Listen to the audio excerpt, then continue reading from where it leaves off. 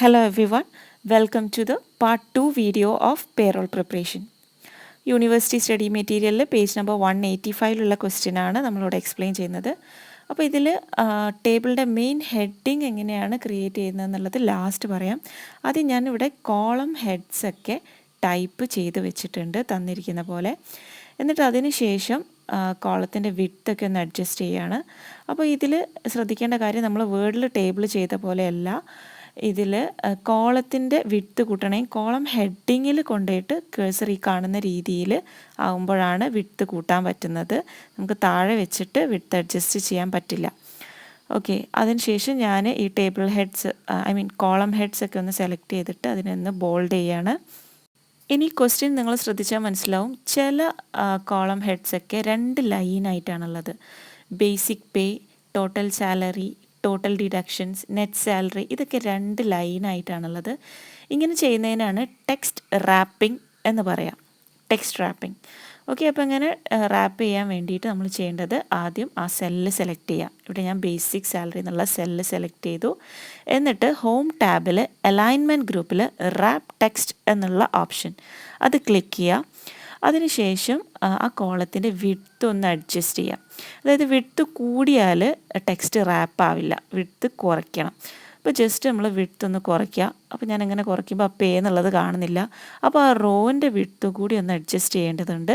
അപ്പോൾ ഞാൻ റോ ഹെഡിൽ, ഇവിടെ ശ്രദ്ധിക്കേണ്ടത് റോ ഹെഡിങ്ങിലാണ്, അതേപോലെ കോളം ഹെഡിങ്ങിലൊക്കെയാണ് വിഡ്ത്ത് അഡ്ജസ്റ്റ് ചെയ്യാൻ വേണ്ടിയിട്ട് നമ്മൾ പോകേണ്ടത്. അപ്പോൾ അതൊന്ന് അഡ്ജസ്റ്റ് ചെയ്ത് കൊടുക്കുകയാണ്. അപ്പോൾ ബേസിക് പേ എന്നുള്ളത് കാണുന്നുണ്ട്. ഇനി അതേപോലെ തന്നെ ഞാൻ ടോട്ടൽ സാലറിയും നെറ്റ് സാലറിയും ടോട്ടൽ ഡിഡക്ഷൻസും ഒക്കെ ഒന്ന് റാപ്പ് ചെയ്യുകയാണ്.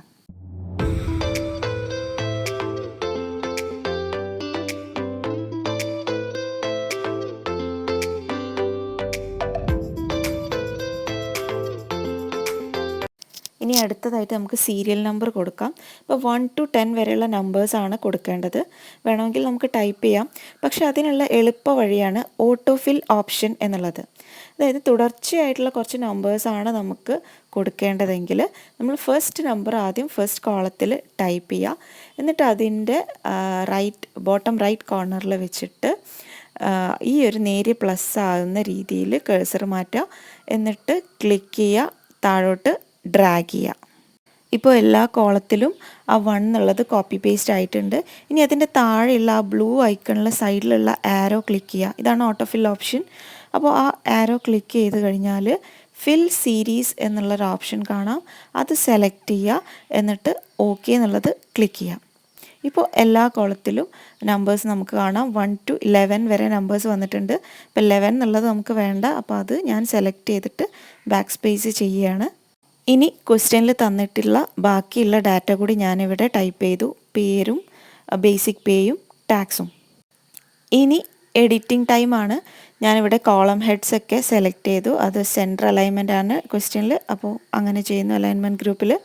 അതേപോലെ സീരിയൽ നമ്പറും സെൻറ്റർ അലൈൻമെൻ്റ് ആണ്, അതും സെലക്ട് ചെയ്തിട്ട് സെൻറ്റർ ക്ലിക്ക് ചെയ്യുന്നു. പിന്നെ പേരുകളുള്ളത് ലെഫ്റ്റ് അലൈൻമെൻറ്റ് തന്നെയാണ്, പക്ഷേ ഒരു സ്പേസ് വിട്ടിട്ടാണ്. അപ്പോൾ അതിന് വേണ്ടിയിട്ട് ഞാനിവിടെ അലൈൻമെൻറ്റ് ഗ്രൂപ്പിൽ ഇൻക്രീസ് ഇൻറ്റൻറ്റ് എന്നുള്ള ആ ഒരു ഓപ്ഷൻ ക്ലിക്ക് ചെയ്യുന്നു. അപ്പോൾ ഒരു സ്പേസ് റൈറ്റിലോട്ടായി അത് മാറിയിട്ടുണ്ട്. പിന്നെ ബേസിക് പേയും ടാക്സും നിങ്ങൾ നോക്കിയാൽ കാണാം 2 ഡെസിമൽ പോയിൻ്റ് ഉണ്ട്, 0.00 എന്നുള്ളത്. അപ്പോൾ അതിൽ നമ്പർ ഗ്രൂപ്പിൽ ആ 0 എന്നുള്ളത് ആ ഒരു ഓപ്ഷൻ 2 പ്രാവശ്യം ക്ലിക്ക് ചെയ്യുമ്പോൾ 2 0 വരും. അപ്പോൾ അതും ഞാനങ്ങനെ സെലക്ട് ചെയ്തു. ഇനി അടുത്തതായിട്ടുള്ളത് ടോട്ടലാണ്.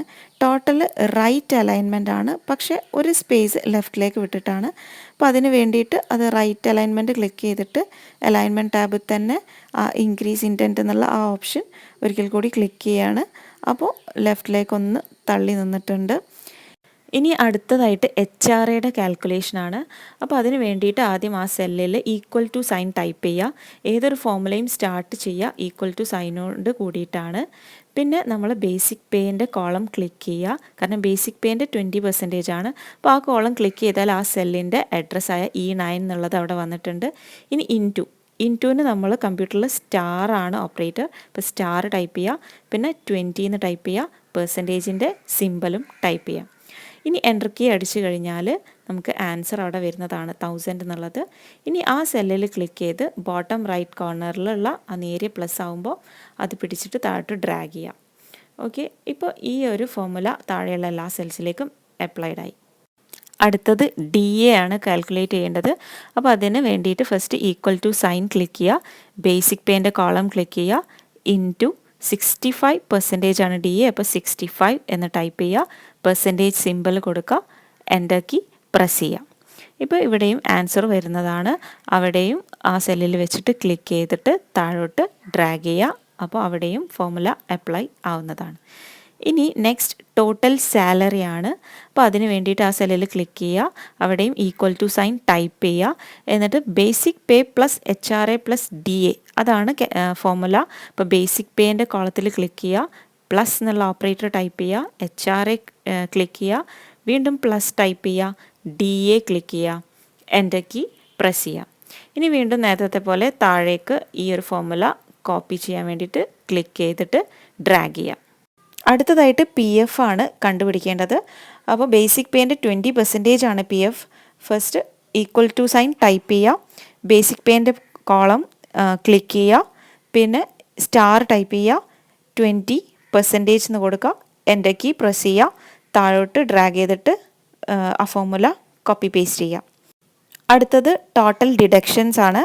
PF പ്ലസ് ടാക്സ് ആണ് ടോട്ടൽ ഡിഡക്ഷൻ.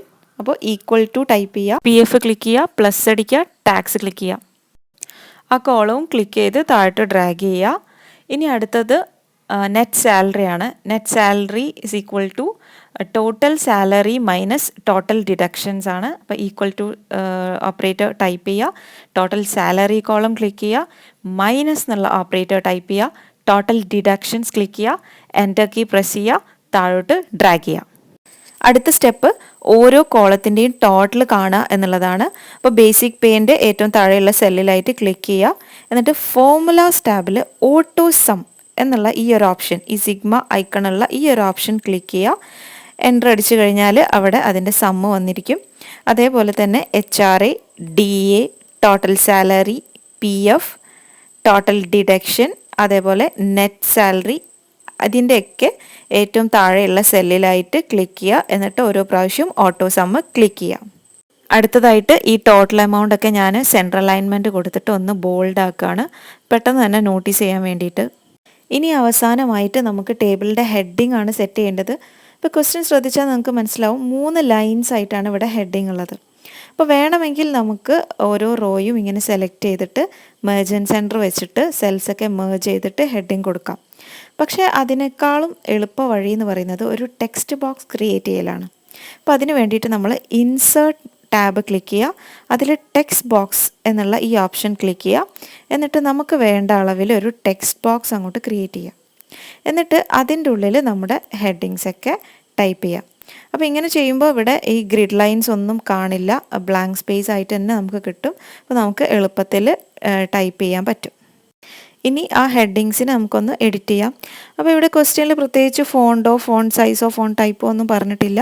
അപ്പോൾ അതിൽ കാണുന്ന പോലെ ഏകദേശം നമുക്കൊന്ന് ബോൾഡാക്കിയിട്ട് കുറച്ച് സൈസൊക്കെ കൂട്ടിയിട്ട് സെൻട്രൽ അലൈൻമെൻറ്റ് കൊടുക്കുക ആ 3 ലൈൻസും. ഇനി വേണ്ടത് നമ്മൾ ടേബിളിൻ്റെ ബോഡിയിലുള്ള ആ ഒരു ലൈൻസൊക്കെ ഒന്ന് വ്യക്തമാക്കി കാണിക്കുകയാണ് വേണ്ടത്. അതിനായിട്ട് ആ ടേബിളിൻ്റെ ബോഡി സെലക്ട് ചെയ്യുക, എന്നിട്ട് ഫോണ്ട് ഗ്രൂപ്പിൽ ബോർഡറിൻ്റെ ഈ ഐക്കൺ ക്ലിക്ക് ചെയ്തിട്ട് ഓൾ ബോർഡേഴ്സ് എന്നുള്ള ഓപ്ഷൻ സെലക്ട് ചെയ്യുക.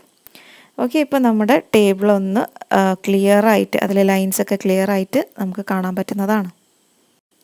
അപ്പോൾ ഇത്രയും ചെയ്ത് കഴിഞ്ഞാൽ പാർട്ട് ബിന്ന് 3 വെയിറ്റേജ് നമുക്ക് ഈസി ആയിട്ട് സ്കോർ ചെയ്യാൻ പറ്റും.